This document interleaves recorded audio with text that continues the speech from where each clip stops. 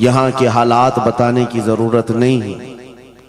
मुरीदीन का ये सिलसिला देखकर, इस मैदान में बैठे हुए इस जम्मे गफीर को देखकर एक अजीब सी कैफियत तारी है। काश मैं बहुत पहले ही यहाँ आ गया होता। वजह यह है मेरे अजीजों, खंबात एक छोटे से कस्बे का नाम है या एक छोटे से गांव का नाम है, और जहां तक हमें सुनने में आया कि एक जंगल था, यहाँ पर कोई आबादी नहीं थी, लेकिन एक आले रसूल के कदम यहाँ पर आए हैं। गौसे पाक का साहबजादा यहाँ आराम कर रहा है, लेकिन उसकी खिदमत के लिए भी जिसको चुना गया वो भी आले गौस है, वो भी आले रसूल है।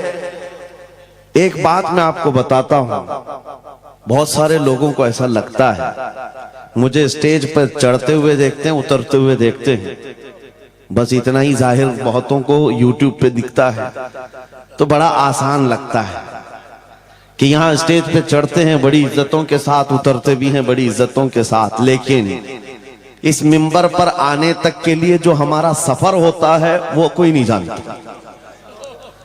कभी कभार 25 घंटे, कभी कभार 36 घंटे का सफर। मैं ये मिसाल इसलिए दे रहा हूं, इस सजे हुए संवरे हुए माहौल को देखकर कुछ लोगों के दिमाग में ये बात आती है, हजरत रईस अशरफ साहब को पका पकाया हुआ हलवा मिल गया।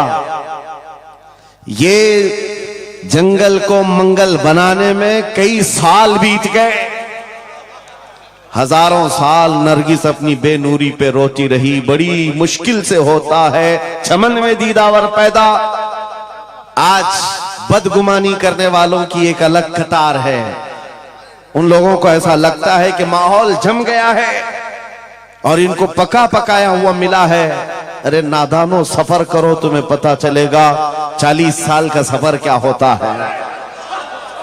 नारे तकबीर, नारे रिसालत, उर्से सरकार शाहे मीरा, हमारी ताकत हमारी हिम्मत। अरे किसी कस्बे से, किसी देहात से कोई एक छोटे खानदान का तालिब इल्म आकर के बस गया होता तो समझ में आती बात कि घर बार कुछ नहीं है, खाने पीने की कमी थी, निकल गया था। लेकिन ये उस खानदान से आया हुआ शहजादा है जहां अकाबिर वक्त अपने ताज जूतियों में रखने पर फख्र महसूस करते हैं। मखदूम अशरफ समनानी किसी छुपे हुए शहजादे का नाम नहीं है, हिंदुस्तान की मांग का नाम है। मांग ना हो तो कोई खूबसूरती नहीं है। महबूबे सिमनानी, शाहे सिमना, उस आस्ताने का ये शहजादा सैयद अशरफ, रईस अशरफ। आपको ऐसा लग रहा होगा कि इनकी फजीलत में मैं बयान करने के लिए खड़ा हूं, आमतौर पर मेरी आदत नहीं है।